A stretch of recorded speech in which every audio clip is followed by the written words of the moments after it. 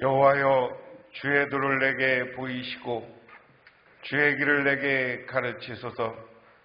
주의 진로로 나를 지도하시고 교훈하소서. 주는 내 구원의 하나님이시니 내가 종일 주를 기다리나이다. 하나님 고맙습니다. 오늘도 하나님의 은혜를 사모하고 하나님이 우리에게 베풀으시는 큰 축복을 기억하며 저희들 오늘 할렐루야 교회에 나와 주님께 경배하며 찬양하며 예배를 드리옵나이다. 하나님, 이 예배를 받아 주시옵소서. 그리고 이 시간 우리들이 갈급한 심령으로 나와 주님께 간구하며 기도할 때 그 기도가 이루어지는 역사, 응답받는 기적이 나타나게 하옵소서. 그래서 오늘 예배가 우리들에게 참되고 아름다운 예배가 되게 하옵소서. 예수님 이름 받들어 기도드리옵나이다. 아멘. 오늘 우리에게 주시는 하나님의 말씀입니다. 구약성경 말씀은 열왕기상 2장 1절에서 4절, 구약성경 511쪽입니다. 다윗이 죽을 날이 임박하매 그의 아들 솔로몬에게 명령하여 이르되 내가 이제 세상의 모든 사람이 가는 길로 가게 되었느니 너는 힘써 대장부가 되고 내 하나님 여호와의 명령을 지켜 그 길로 행하여 그 법률과 계명과 율례와 증거를 모세의 율법에 기록된 대로 지키라. 그리하면 내가 무엇을 하든지 어디로 가든지 형통할지라. 여호와께서 내 일에 대하여 말씀하시기를 만일 내 자손들이 그들의 길을 삼가 마음을 다하고 성품을 다하여 진실이 내 앞에 행하면 이스라엘 왕위에 오를 사람이 내게서 끊어지지 아니라 하신 말씀을 확실히 이루게 하시리라. 아멘. 신약성경 말씀은 사도행전 10장 44절에서 48절, 신약성경 206쪽입니다. 베드로가 이 말을 할 때 성령이 말씀 듣는 모든 사람에게 내려오시니 베드로와 함께 온 할례 받은 신자들이 이방인들에게도 성령 부어주심으로 말미암아 놀라니 이는 방언을 말하며 하나님 높임을 들음이러라.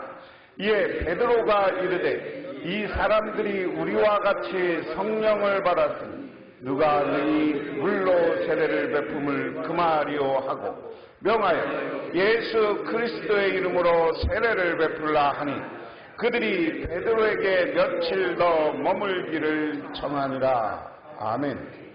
어느 교회 집사님이 한 30억 규모의 중소기업을 경영하는 분이 있었습니다. 그런 모든 것이 형통하던 그가 어느 날 췌장암 말기 진단을 받고 수술 후에 방사성 항암 치료를 받는 중이었습니다. 너무 고통스러워 병원 치료를 더 받을 수 없을 만큼 체력이 약해지고 면역력이 저하되었습니다. 미움 한 수저도 넘기기 어려운 지경에 하나님의 음성을 들었습니다. 나는 내가 생명같이 아꼈던 30억 재산을 미움 한 수저로도 바꿀 수 있냐? 죽게 되니까 30억 재산이 있는데 미움 한 수저로도 그거 못 바꾸는 거예요. 이제는 죽으면 다 놓고 가야 되는 거예요. 갑자기 그런 생각이 들더라는 것이요. 그렇게 하나님 앞에 음성이 들어요. 그 말씀을 듣고 회개했습니다. 그리고 자기가 신앙생활하면서 잘못한 것을 꼽아보았어요. 11조를 못 드린 것도 있고, 그리고 감사 예물을 드리지도 못했고, 그리고 하나님보다 돈 때문에 하나님 섬기는 것보다 늘 세상 일에 바빴다고 핑계대고 세상 일을 했고, 그러다가 돈은 많이 모았는데 정말로 미움 한 그릇으로도 그 30억 재산을 바꿀 수 없다라는 생각이 들면서 회개하며 고백했습니다. 그러면서 이렇게 이야기합니다. 저는 미움한 수저로 사는 사람입니다. 당신은 나를 아무거나 먹어도 살 수 있는 사람으로 만들 수 있습니다. 그렇게 하나님 앞에 기도하는 거예요. 그래, 지금은 미움한 수저로도 간신히 하루하루를 연명하지만 하나님은 나를 회복시킬 수 있습니다. 그리고 다시 나에게 밥 먹을 능력을 주실 수 있습니다. 그러니 하나님 나에게 새롭게 힘을 주신다면 나는 하나님을 위해서 최선을 다하겠습니다.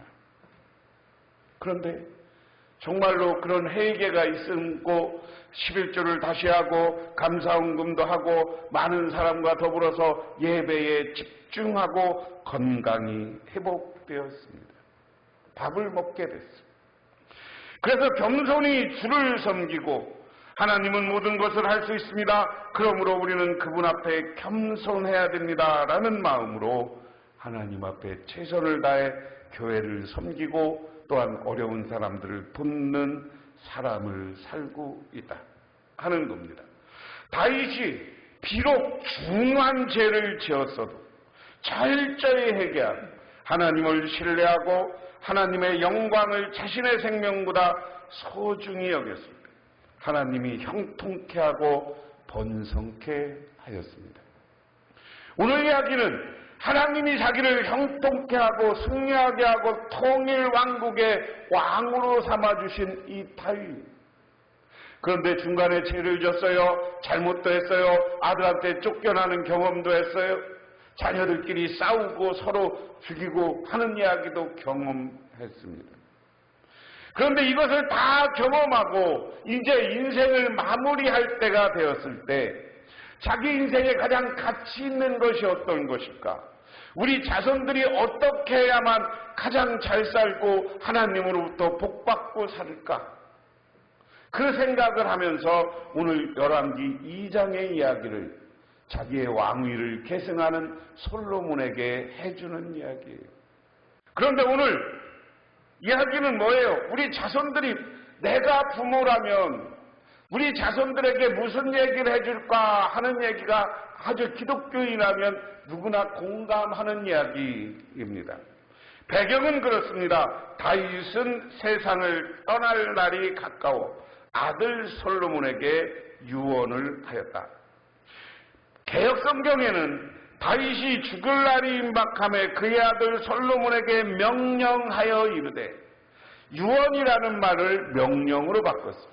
개역성경에 의하면 이것은 그냥 해도 좋고 안 해도 좋은 게 아니라 다윗의 후손들은 꼭 이렇게 살으라는 이야기예요.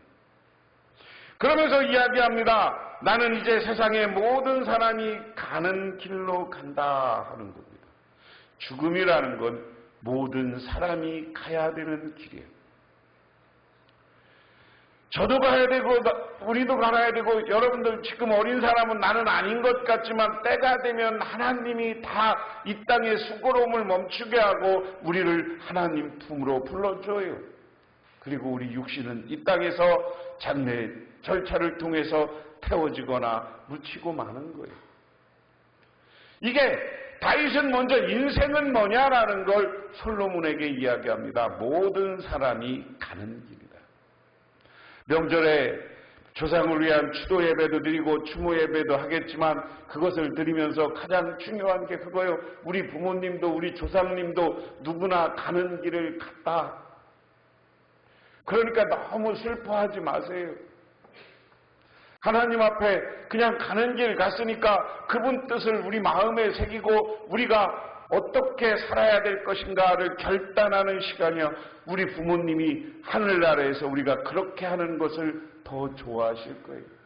너무 슬퍼하거나 그러지 마세요. 그러면서 하는 말입니다. 너는 굳세고 장부다워야 한다. 오늘 개역성경에는 대장부가 되고 그랬습니다. 이것은 우리가 이 시대는 남성 중심의 사회이고 솔로몬이 왕위를 이어받기 때문에 남자를 대상으로 한 거니까 대장부라는 말은 뭡니까? 이 말은 남자들에게 용기 있게 행동하라는 뜻입니다. 이러한 다윗의 권면은 솔로몬이 약 20살 어린 나이에 왕위에 즉위하지만 다윗은 전에 어린 나이에 골리앗을 물리치고 모든 원수를 격파한 것처럼 아무리 적이 강하고 숫자가 많아도 자신을 약하다고 생각하지 말고 남자답게 강건하라는 거예요. 오늘날 우리에게 적용하면 세상살이가 쉽지 않아요. 녹록치 않아요. 서로 경쟁해야 되는 사회 속에서 우리는 자연스럽게 살아. 그러한 경쟁 사회 속에서 그것은 어쩔 수 없는 사회의 구조예요. 그러니까 그런 것 때문에 마음 아파하고 뭐 이러지 말라는 거예요. 담대하라는 거예요. 그리고 엄청난 사람들이 많아도 경쟁이 많아도 그 속에서 자신감을 가지라는 이야기야. 대장부가 되고 장부답게 살라는 얘기. 이것은 남자한테 하는 얘기지만 오늘날 이 시대는 여성들도 직장 생활해야 되고 다 사회생활 해야 되니까 사회생활하면서 두려워하지 말라는 거예요. 하나님이 나와 함께 한다는 믿음을 가지고 자신감과 담대함을 가지라는 거예요. 나만 왜 이렇지 생각하는 거야. 너만 이런 게 아니야. 다 똑같은 과정을 경험해. 때로는 실패도 하고 때로는 어떤 것 때문에 승승장구도 하고. 나는 이렇게 했는데 내 계획대로 되지 않아. 계획대로 다 되면 우리나라 재벌 안 될 사람 어디 있어요. 그렇게 잘 안 돼도 우리는 그 속에서 하나님을 바라보고 기도하고 간구하며 담대한 마음, 강한 마음, 나는 하나님이 나와 함께하면 두려워할 것이 없다는 확신과 믿음을 가지시기를 주님의 이름으로 축원합니다. 그게 다윗의 삶이잖아요. 너 나처럼 살라는 거예요. 다윗은 어떤 일이에요? 골리앗이 이스라엘을 다 이 사람들을 저주하고 니들 하나님마저도 저주해. 그리고 나한테 덤벼볼 사람 있으면 덤벼보라 그래. 그런데 12살의 어린아이가 돌팔매로 골리앗을 이겼어. 그것은 다윗이 하나님이 나와 함께하면 내가 승리할 수 있다는 확신과 믿음이 있었기 때문입니다. 그러므로 이 시간 여러분, 하나님이 나와 함께하면 나는 어떤 상황에서도 위기를 극복하고 승리하고 성공할 수 있다는 확신을 가지시기를 주님의 이름으로 축원합니다. 그것을 대장부라고 표현했어요. 대장부. 오늘 이것을 다른 대장부라는 말을 여성한테 적용하면 그렇지만 저는 어디 가서 이야기할 때 대장부라는 표현을 남성, 여성, 공이 여성들도 훌륭한 사람이 되고 남성들도 훌륭한 사람이 되라는 거예요. 그런데 신앙 안에서 자신감 갖고 사는 사람들이 되시기를 주님의 이름으로 축원합니다. 그 다음에 하는 이야기가 뭡니까? 대장부가 되고 그리고 너는 주 하나님 명령을 지키고 모세의 율법에 기록된 대로 주님께 지시하는 길을 걷고 주님의 법률과 계명과 주님의 율례와 증거와 말씀을 지켜라. 이야기는 한마디로 얘기하면 하나님 말씀대로 살아라. 율례도 말씀이고요. 법률도 하나님이 주신 것이고 여기 쭉 한 건 다 하나님이 우리에게 이렇게 살아라고 지시한 거예요. 그게 모세오경에 나오는 율법이야.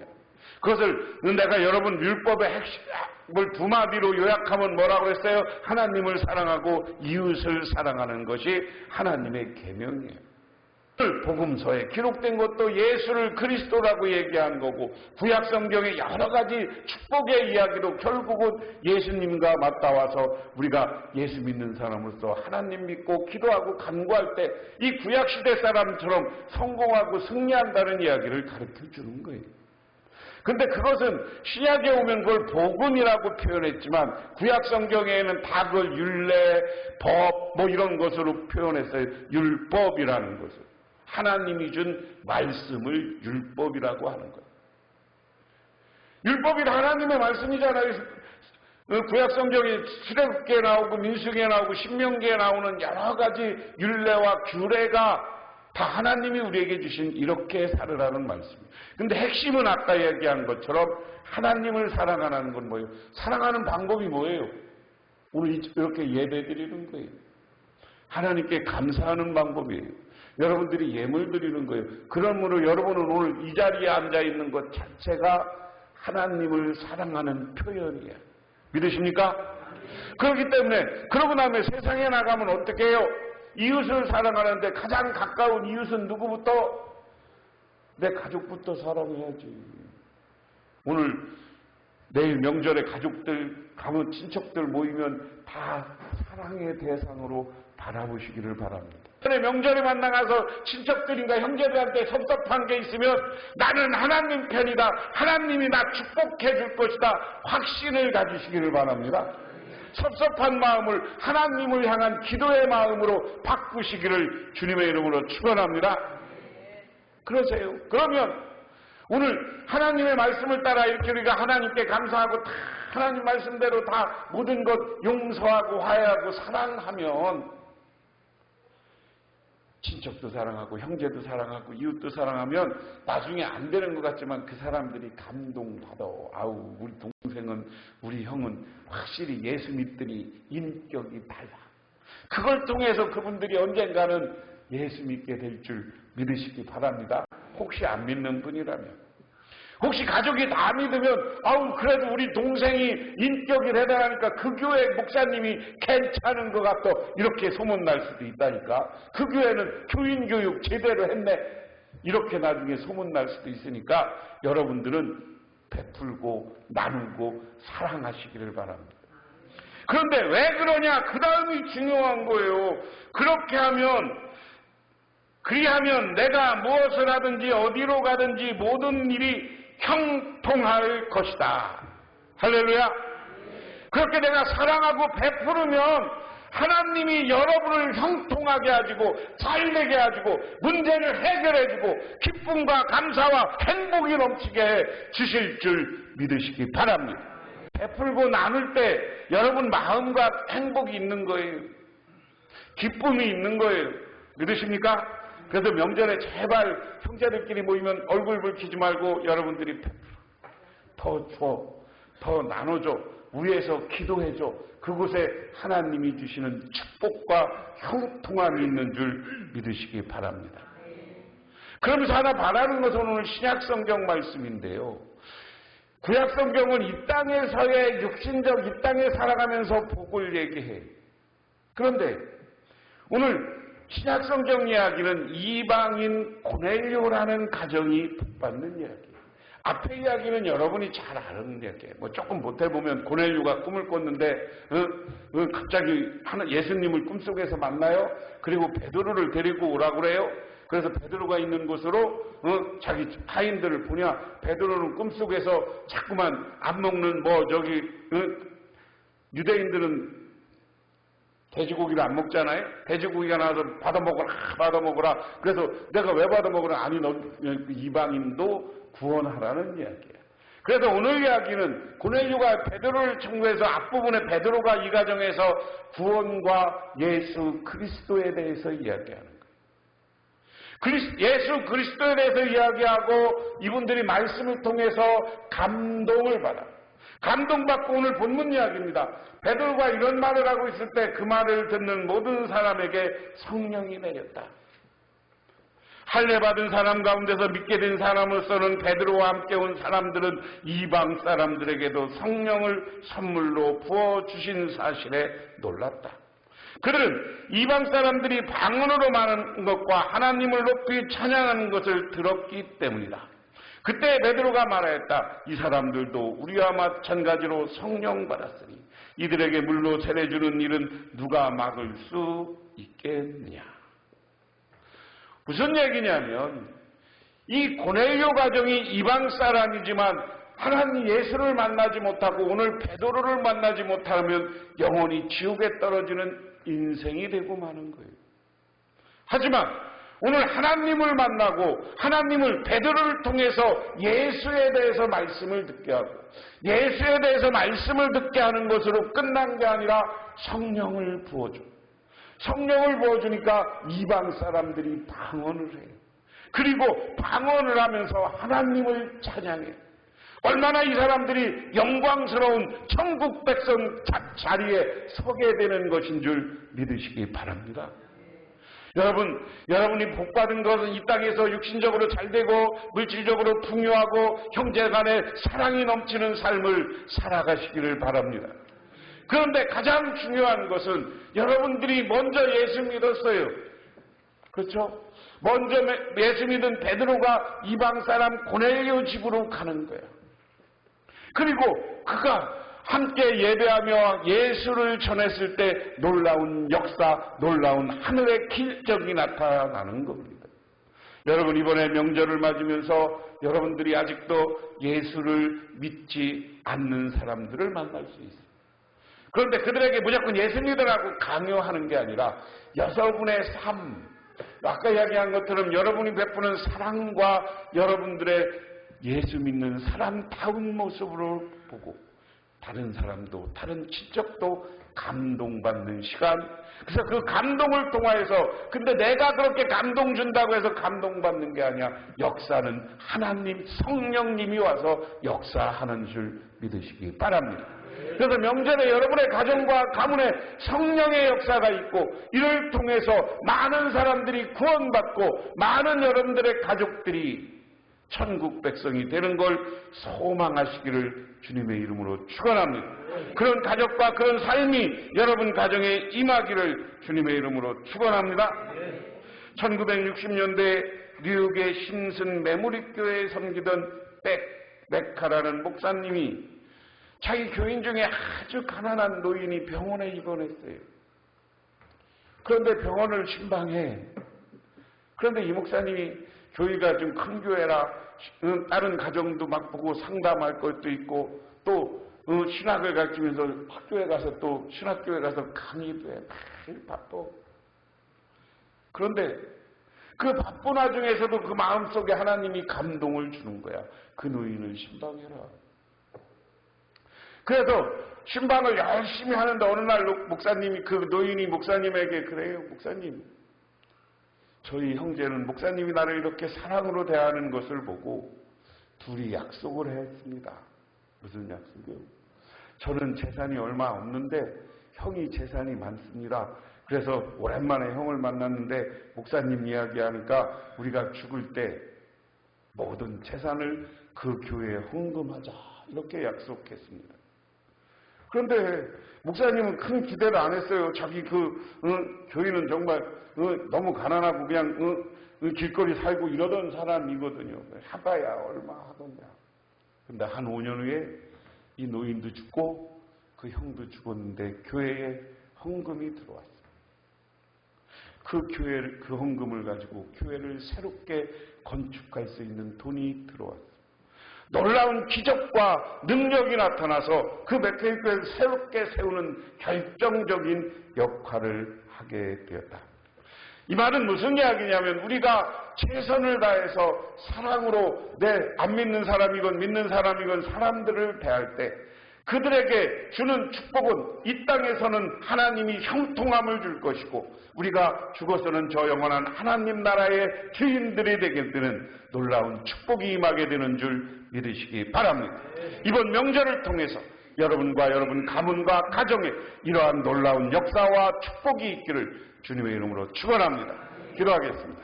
하나님 아버지 고맙습니다. 오늘 이렇게 저희들 주님의 제단에 나와 명절을 앞두고 여러 가지 가족을 만날 시간들입니다.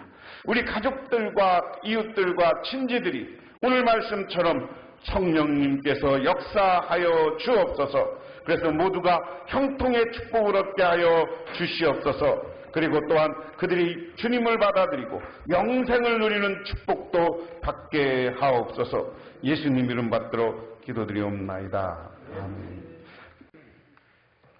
지금은 이 땅에 오셔서 우리를 구원하기 위해 십자가에 돌아가시고 부활을 통해 참된 승리의 모습을 보여주신 우리 주 예수 그리스도의 은혜와 온 우주를 창조하신 성부 하나님의 축복하심과 우리 삶 가운데 찾아와서 우리 이끌어가시는 성령님의 인도하심이 오늘 주님께 나와 경배하고 찬양하며 하나님이 형통의 축복을 줄 것으로 믿고 돌아가는 우리 할렐루야 교회 모든 성도님들과 그 가정 위에 그리고 명절에 만날 모든 친지들을 위해 영원토록 함께 하시기만을 간절히 축원하옵나이다.